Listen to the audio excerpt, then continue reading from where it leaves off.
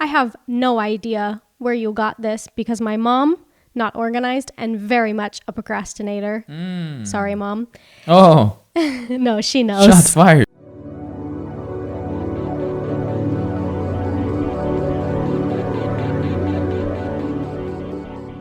Hi, how are you? Good. How are you doing? I'm good. I'm fantastic.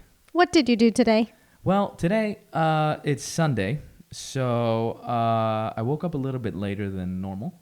I went to my parents' house. I had lunch there, and then I went to go work. Oh, sounds like a great Sunday. Yeah. What'd you do? Well, I went to eat for lunch and I had some chicken with salad. And then I played a board game with some friends. Oh, that sounds fun. Yeah, I love Sundays like that. All right. Sounds like a good plan. All right. So what are we going to be talking about today? Well, today we're going to talk about procrastinating. Okay. So- Interesting topic. I think so. Can you just tell the audience a little bit about procrastinating? What is procrastinating? Okay. So procrastinating is when you have to do something, but you don't feel like doing it.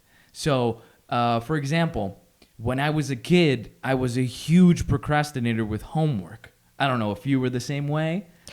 Not so much homework. I was the kind of kid who always had my homework done before I finished with the school day or right when I got home because I didn't want to think about it for the rest of the day.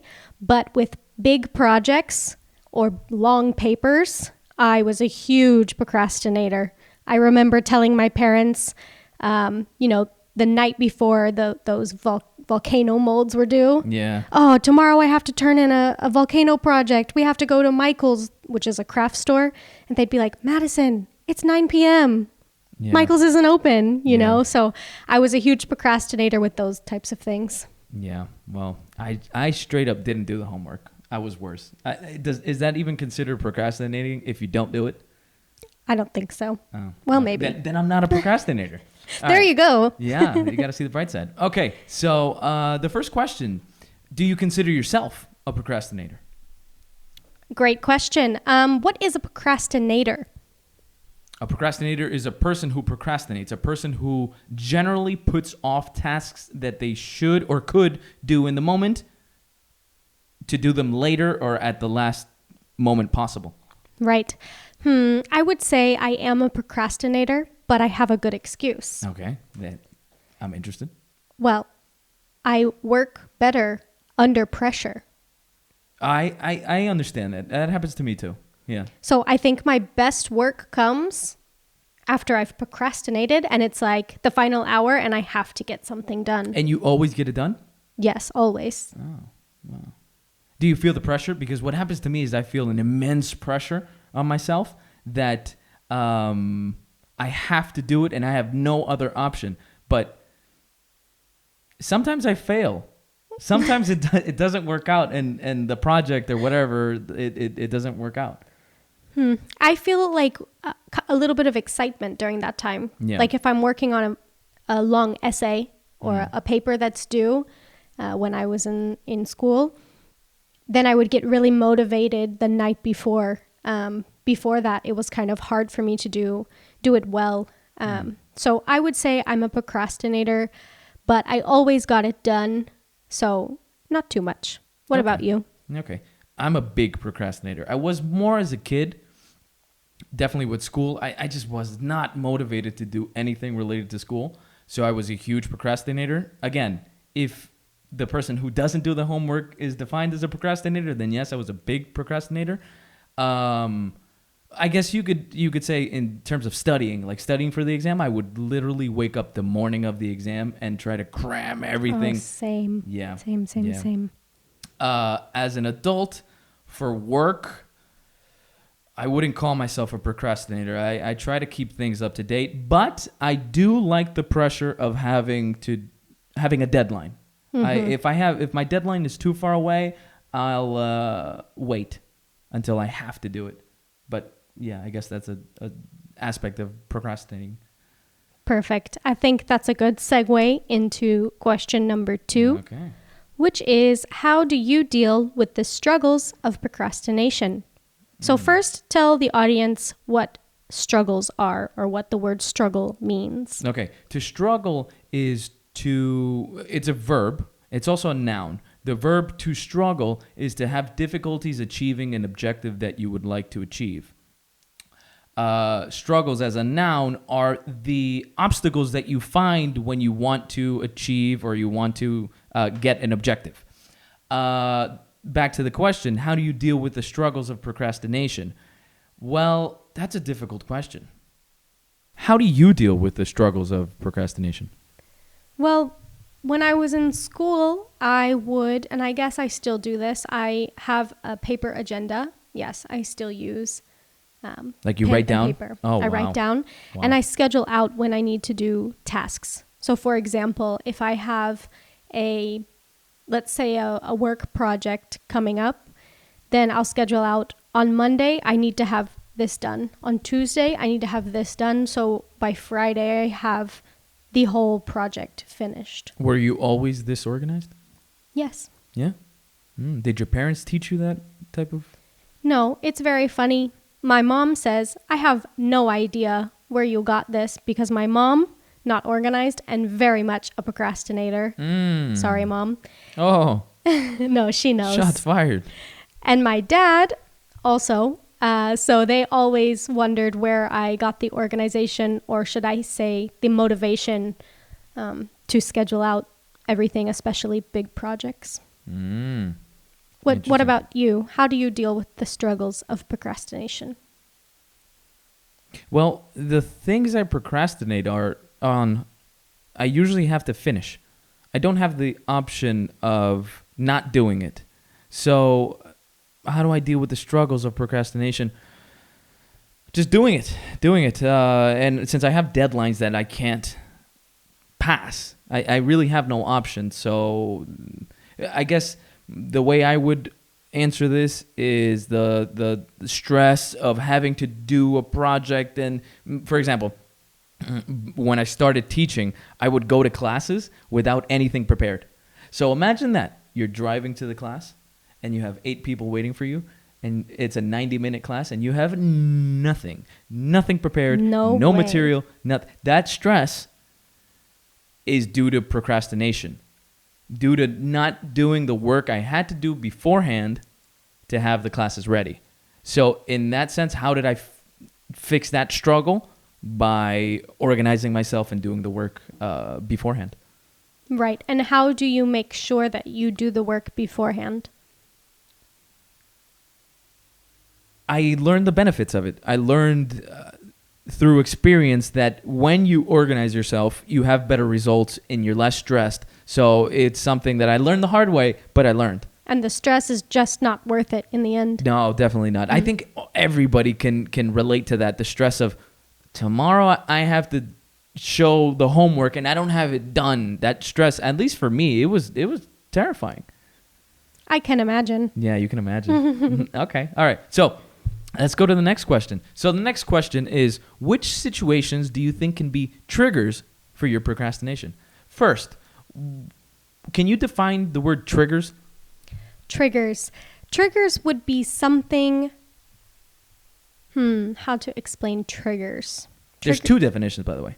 Right, of course. But in this context, a trigger would be something that brings about a certain feeling or action. So one situation that brings about another action or feeling. So an action that causes another action. Or a reaction. Okay. So trigger, the other definition of trigger, which they're actually a little linked, is the gun. The gun trigger. What you pull to shoot a gun, that's called a trigger. Now, you can extrapolate that into the literal definition, which is the causal effect between an action and its its subsequent reactions or actions. All right, so answering the questions, which situations do you think can be triggers for your procrastination? For my procrastination, it would be a big project where I feel overwhelmed or something that I don't know where to start. So as a child, something that would be a situation where I would procrastinate would be a trigger, would be a very messy room or a messy house. I wouldn't know where to start.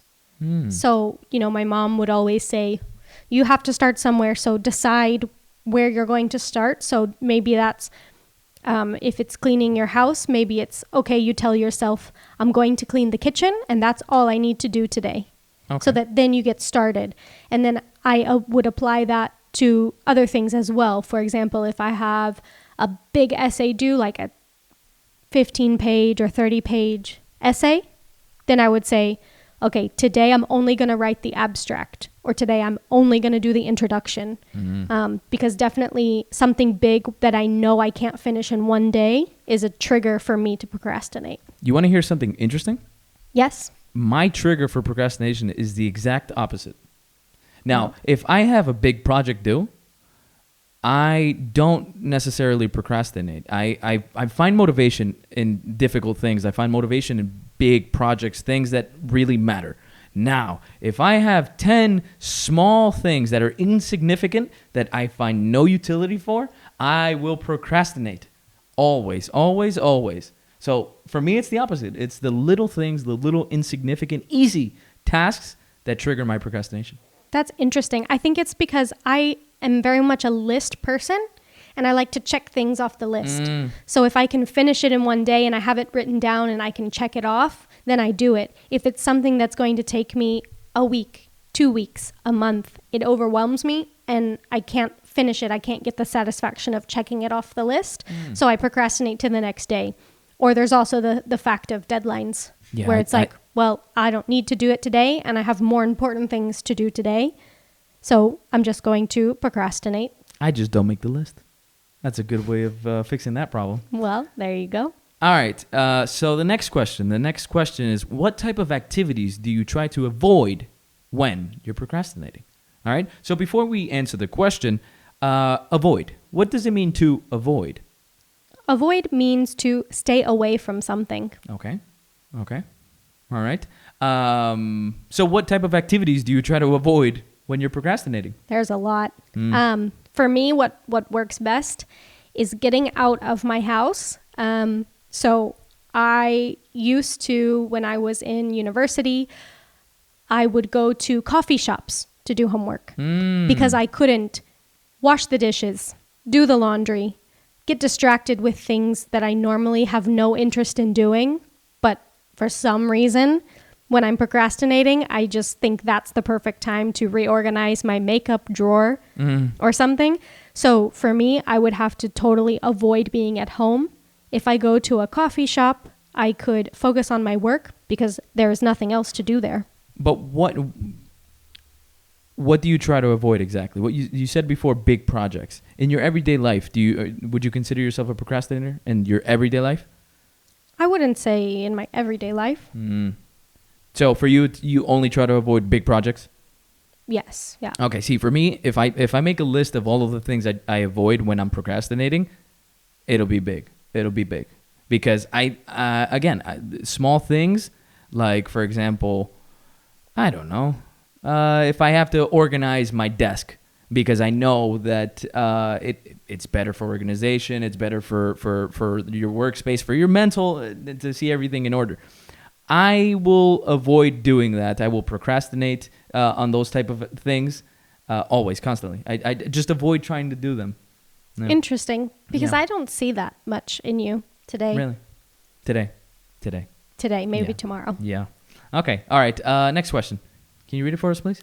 Are you able to acknowledge when you're procrastinating? That's a great question. That's a great question. First, let's tell everybody what acknowledge means. Okay. To acknowledge is to recognize,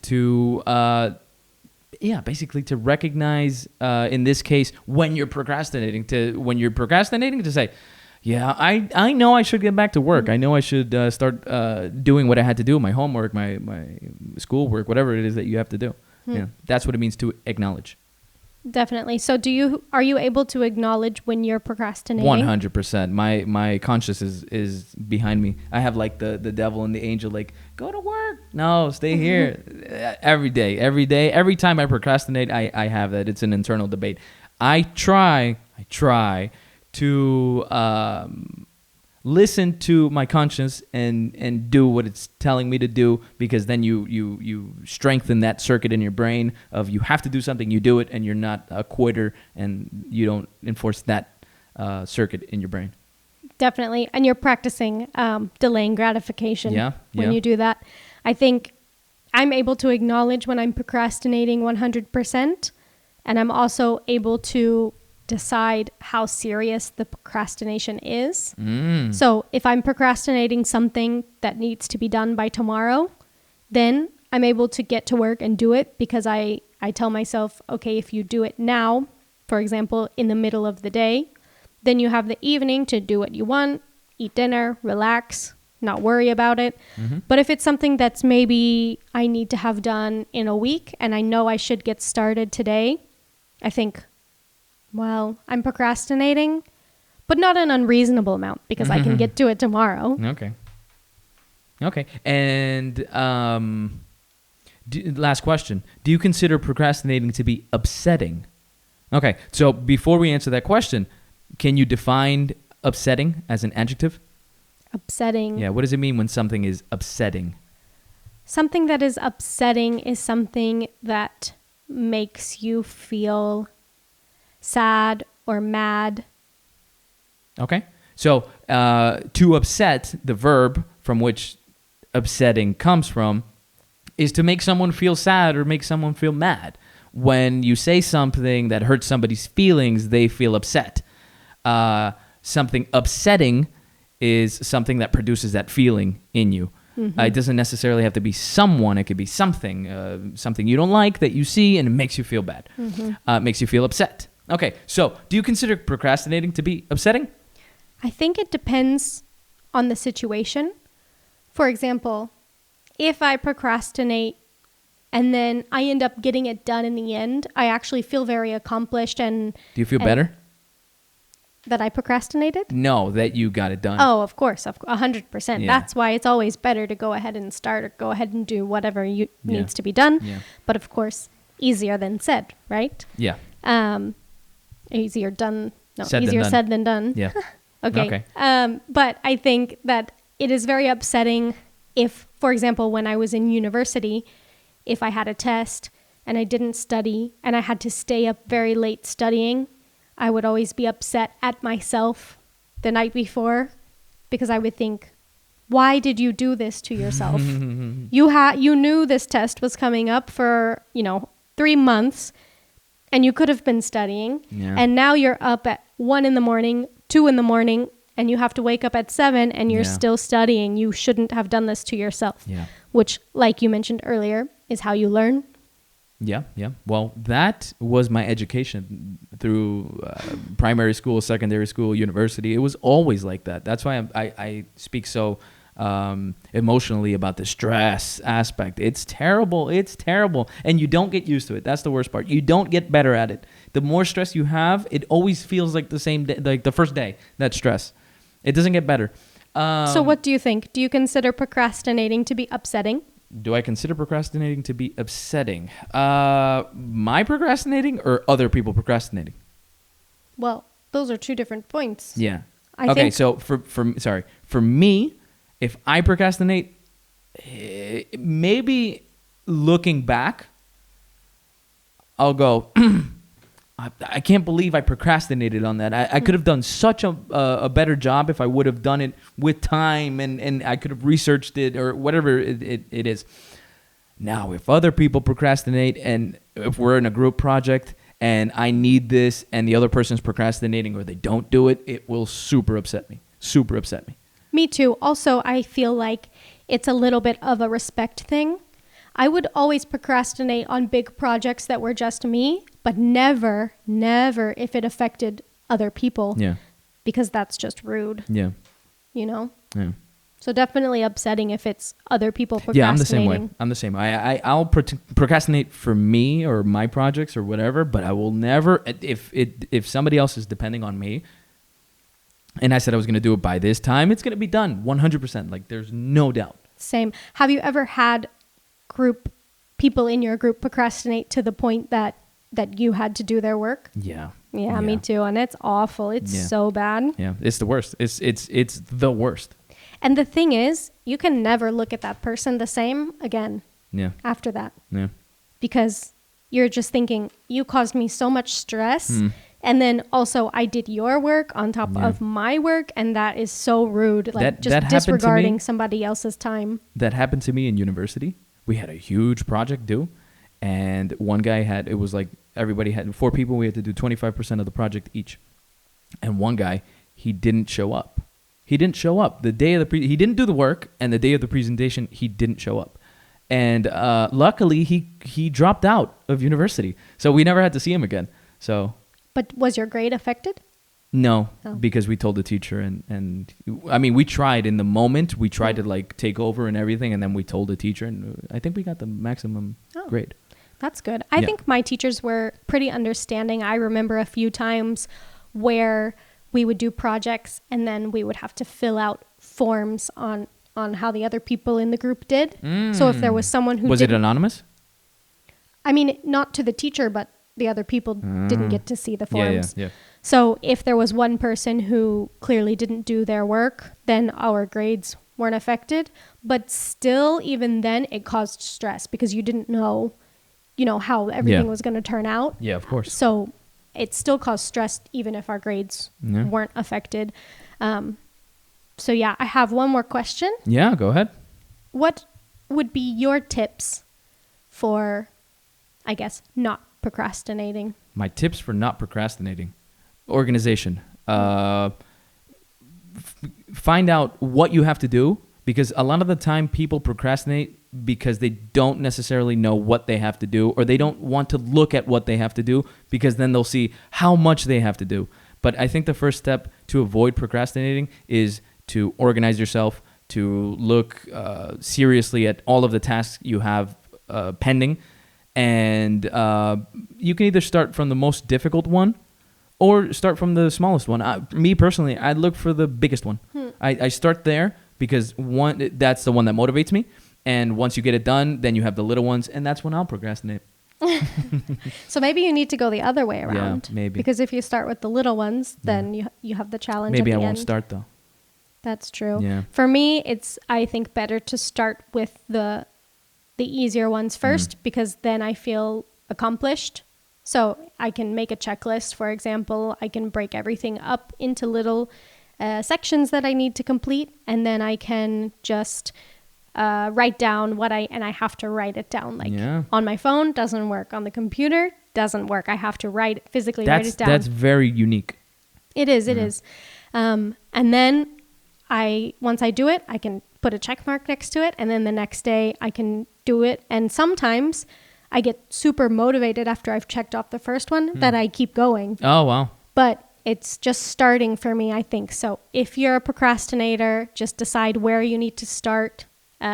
Make little sections for yourself that you need to do. But I think that this applies to a lot of things in life. I know there are some people who maybe haven't started paying debt because they feel overwhelmed and they're procrastinating. So if you break it down into little pieces or decide where you need to start, and like you said, inform yourself of what exactly needs to be done so that you're not too overwhelmed. But I think that there are a lot of things people procrastinate in life: cleaning your house, doing your laundry. Yeah. Been there, done that. Been there. Yeah. Might still be there. Okay. All right. So you know exactly where you have to start. Exactly. There you go. All right. So I hope you guys learned about procrastinating. I'm sure there's people that don't know what it is, or they don't know exactly. They don't know there was a word for it. I hope you enjoyed the vocabulary and the conversation. And follow us at Speakalive on Instagram. You can head to our website, speakalive.es, and feel free to comment or drop us an email on your procrastinating tips, or if you need help procrastinating, maybe we can send you some tips, although based on this episode, we're not the best. Yeah, definitely not. All right, guys. Catch you in the next one. Bye.